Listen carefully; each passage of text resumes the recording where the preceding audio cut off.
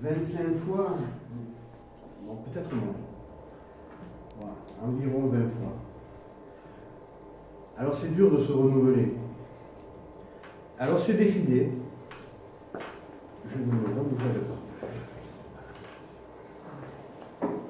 Et déjà, ça serait dur de choisir un autre texte que l'un de ceux dont on a l'habitude. Et je vous propose de lire aujourd'hui ce dimanche des Rameaux dans l'évangile de Marc, au chapitre 11, les versets 1 à 11. Je n'ai pas pensé à les inscrire. Je dirais, je pense que c'est la version du Semeur. Marc 11, 1 à 11.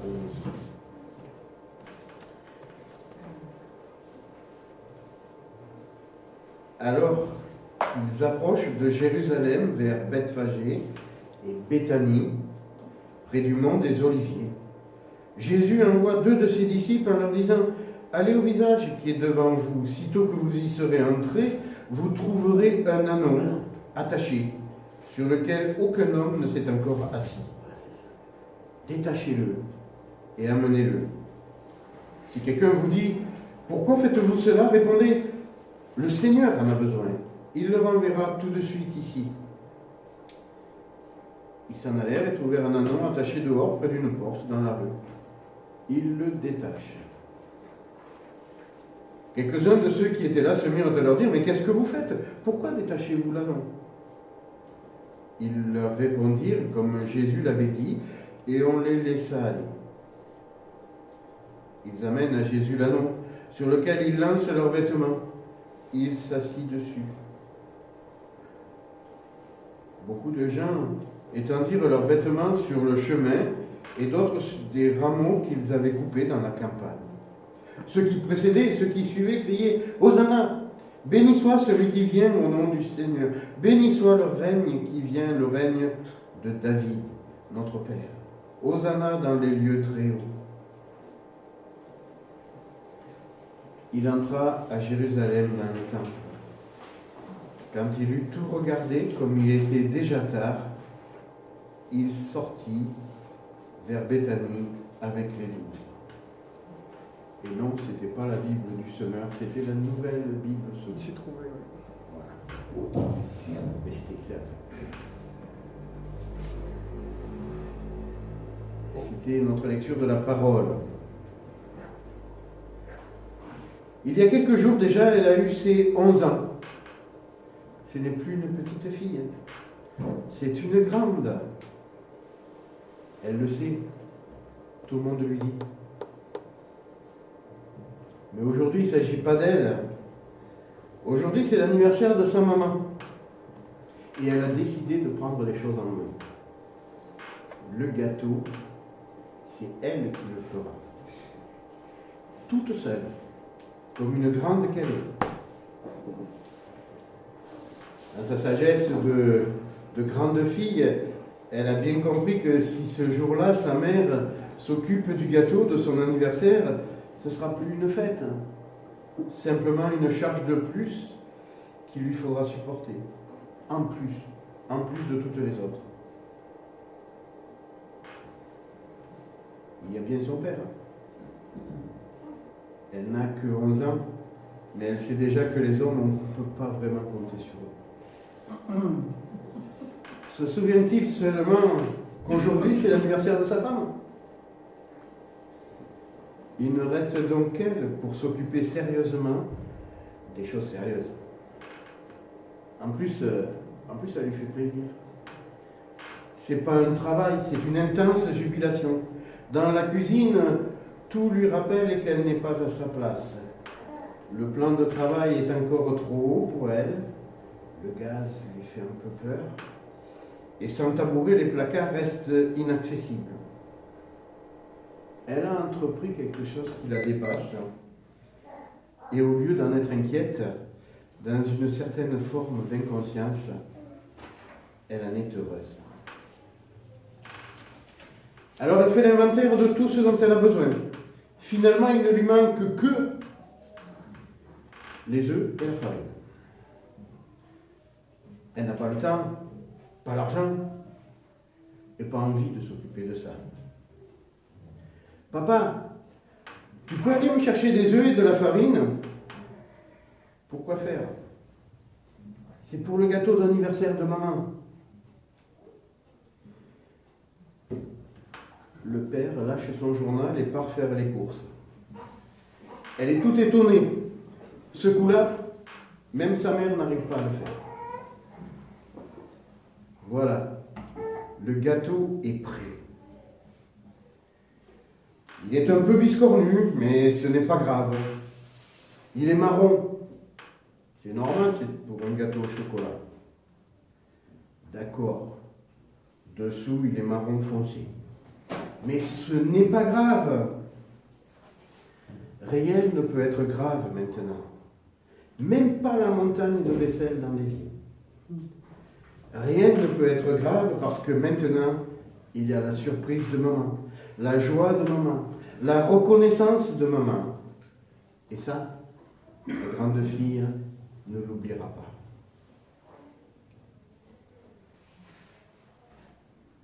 Alors, cette histoire simple et naïve est, me semble-t-il, une allégorie qui nous permettra de comprendre mieux le sens de la fête de ce jour. Car ce jour est un jour de fête, la fête des rameaux, je l'ai déjà dit.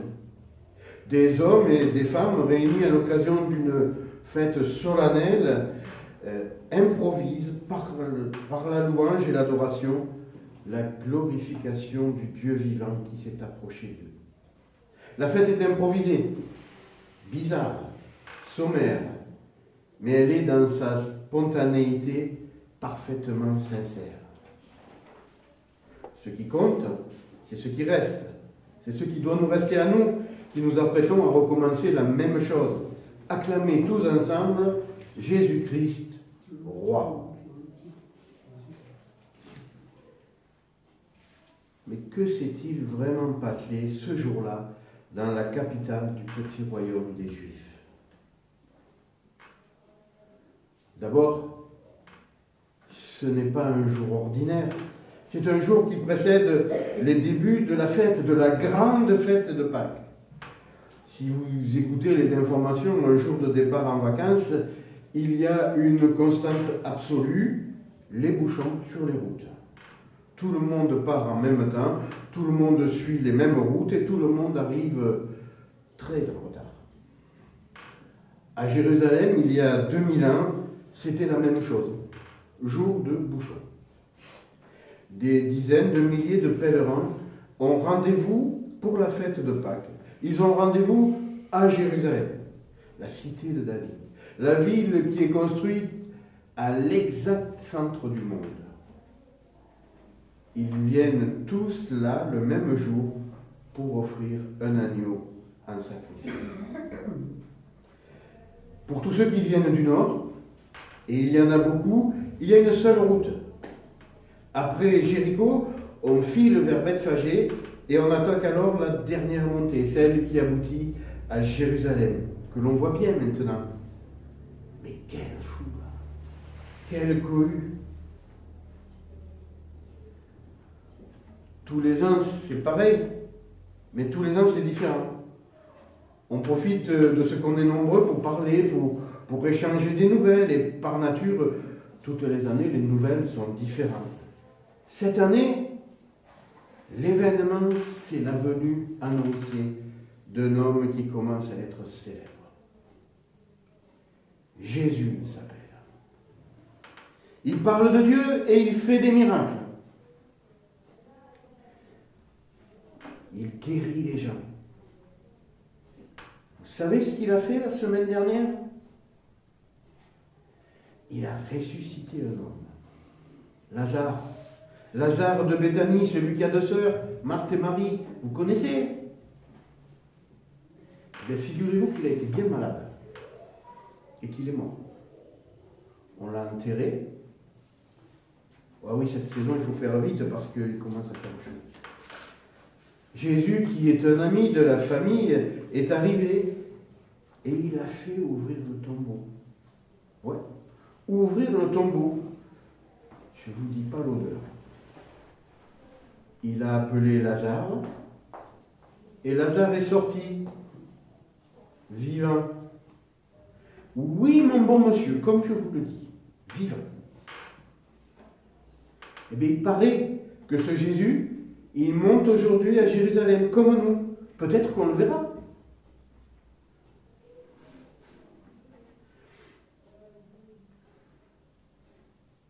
Comme toujours, quand une foule est réunie, comme tous les ans à la même époque, les rumeurs circulent. Et cette année, donc, c'est la venue de Jésus. Et cette année, la rumeur est vraie. Jésus s'apprête effectivement à monter à Jérusalem par la grande route et avec tout le monde. Mais pas comme tout le monde. Tous les ans, lui aussi, il va à Jérusalem et d'habitude, il s'arrange pour faire ça discrètement. Il lui est même arrivé de se cacher. Parce que parfois, la gloire, c'est embarrassant. Surtout quand ça excite la jalousie. Mais cette année, c'est spécial. C'est la dernière. Comme dit un chant célèbre, que peut-être vous connaissez, le jour de gloire est arrivé. Bien sûr, Jésus n'a pas d'illusion.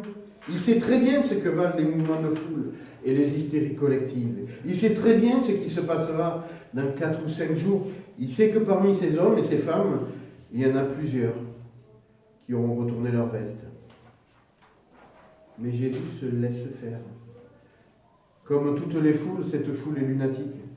Il n'a aucune raison de lui faire confiance. Mais aujourd'hui, c'est le jour marqué, l'heure annoncée par le prophète.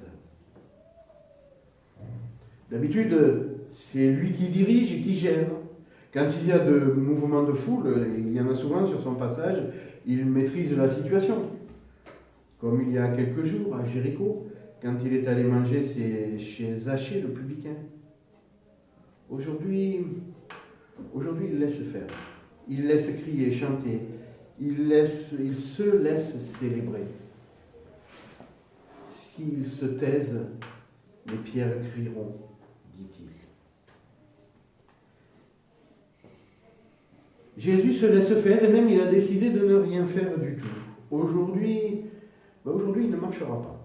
Il se laissera porter.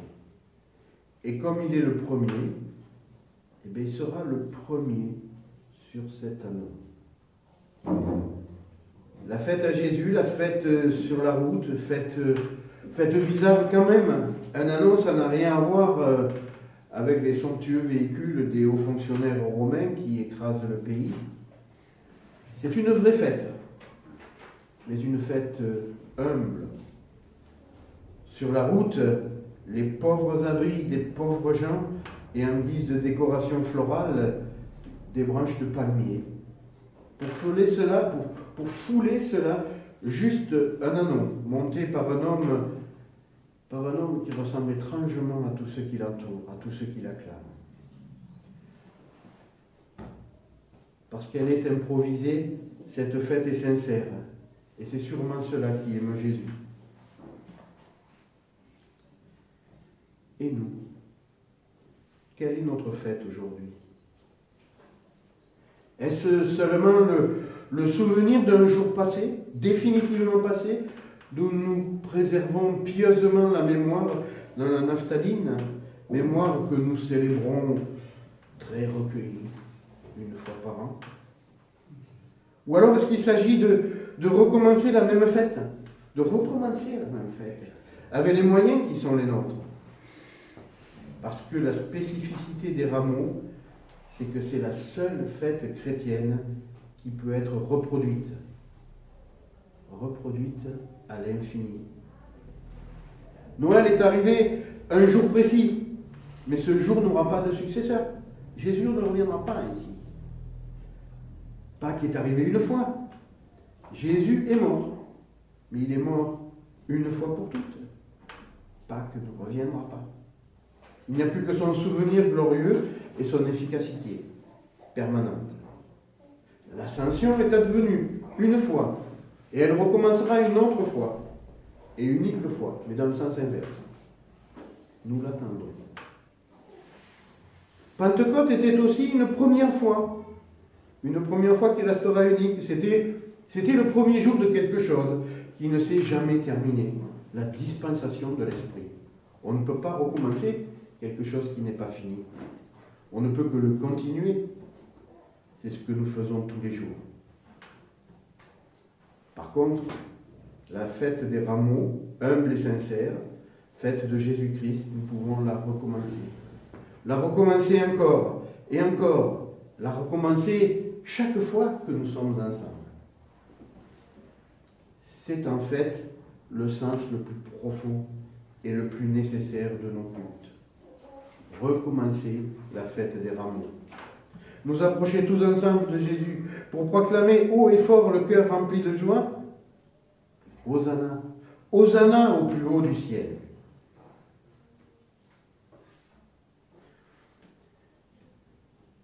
Mais il faut bien reconnaître, et il arrive trop souvent, que nos cultes soient fades et nos dimanches ternes. Le sens de la fête serait-il en train de se perdre? Qu'est-ce qui cloche? Et d'abord, peut-on vraiment recommencer le jour des rameaux? Jésus est là aujourd'hui, avec nous, au milieu de nous. Nous n'avons qu'une chose à faire, l'acclamer. Encore une fois, qu'est-ce qui cloche? Est-ce notre faiblesse qui nous empêche de vivre pleinement la fête de Jésus? Sûrement pas. Ces hommes et ces femmes sur le chemin de Jérusalem n'étaient pas plus qualifiés que nous, pas meilleurs. Quelques jours plus tard, plusieurs d'entre eux crieraient « Crucifie, crucifie !»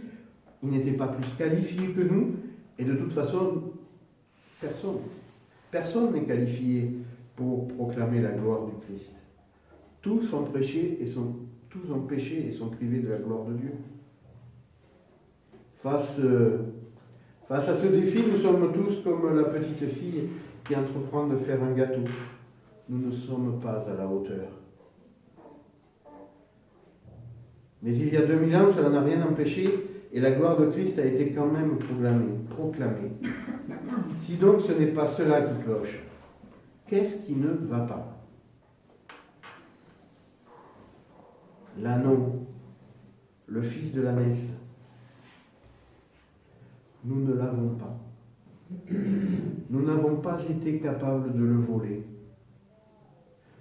Nous restons avec Jésus-Christ sur le plancher des vaches. Pour qu'il y ait ce jour-là, la fête des rameaux, les disciples ont dû faire un geste bizarre. Un geste qui les mettait en cause profondément. Voler un âne. Mais qu'est-ce que tu racontes? Cet âne, ils ne l'ont pas volé, ils l'ont emprunté sur l'ordre de Jésus-Christ, avec le consentement du propriétaire. Ils l'ont volé. C'était bien sur l'ordre de Jésus, mais le consentement, ils ne l'avaient pas. Ils ne l'ont eu qu'après. Quand ils ont détaché l'âne, ils n'avaient rien demandé à personne. Ils ont fait exactement le même geste que celui qui, le jour où vous aurez mal fermé votre voiture, vous l'empruntera. Sur la parole de Jésus, les disciples ont commis un geste ambigu.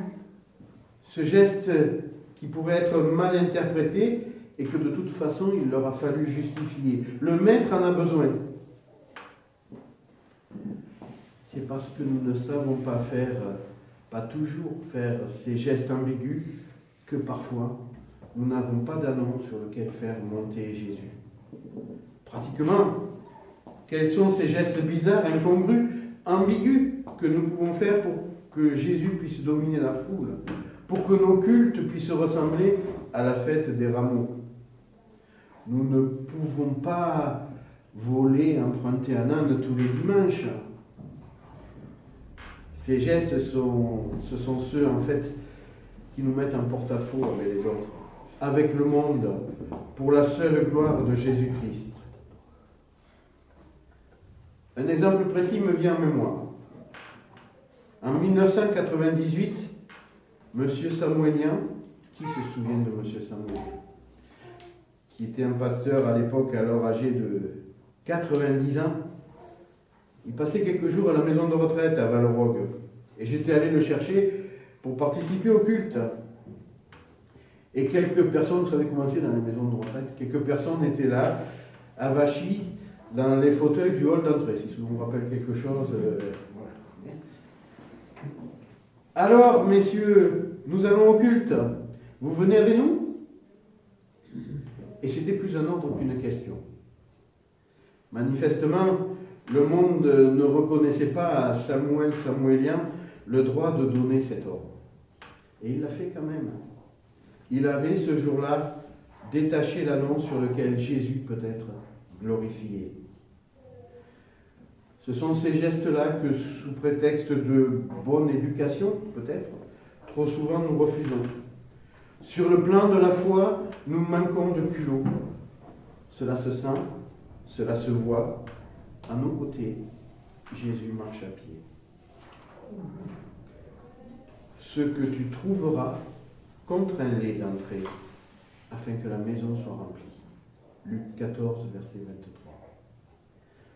Cette contrainte, nous ne savons pas l'exercer. Nous n'en avons pas le culot.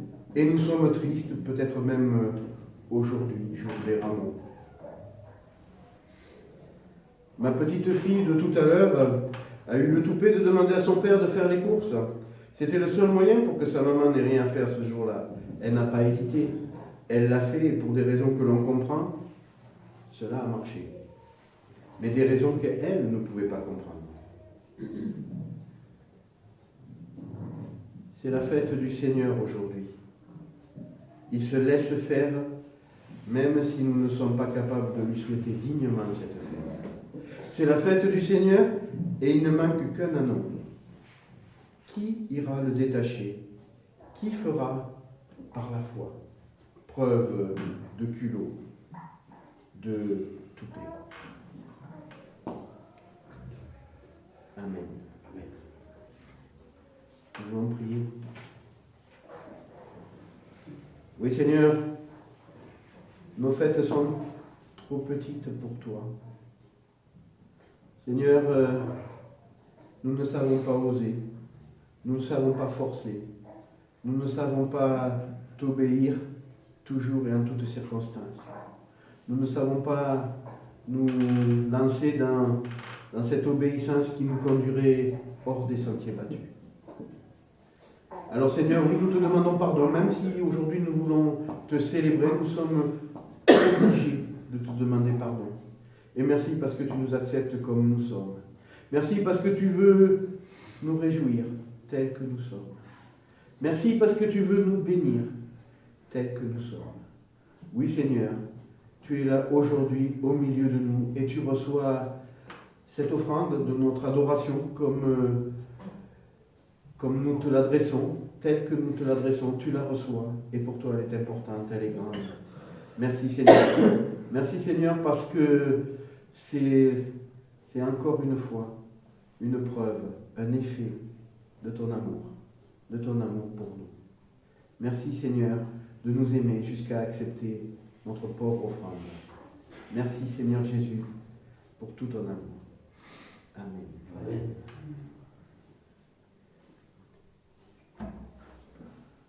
Je vous invite à vous lever pour recevoir la bénédiction de la part du Seigneur.